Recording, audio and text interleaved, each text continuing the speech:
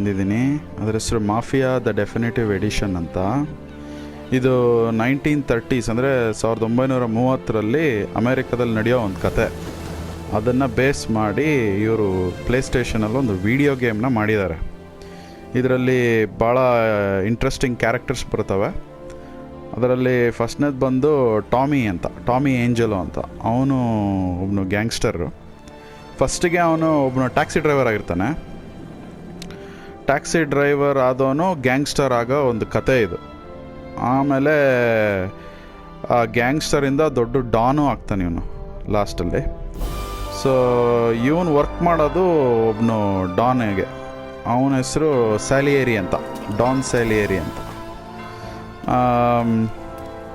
ಈಗ ನೋಡಿ 1930ಸ್ನಲ್ಲಿ ಹೆಂಗಿತ್ತು ಅಮೇರಿಕಾ ಅನ್ನೋದನ್ನು ಇಲ್ಲಿ ನೀವು ನೋಡ್ಬೋದು. ಪ್ಲೇಸ್ಟೇಷನಲ್ಲಿ ನಾನು ಹೇಳ್ದಂಗೆ ತುಂಬ ಒಳ್ಳೆ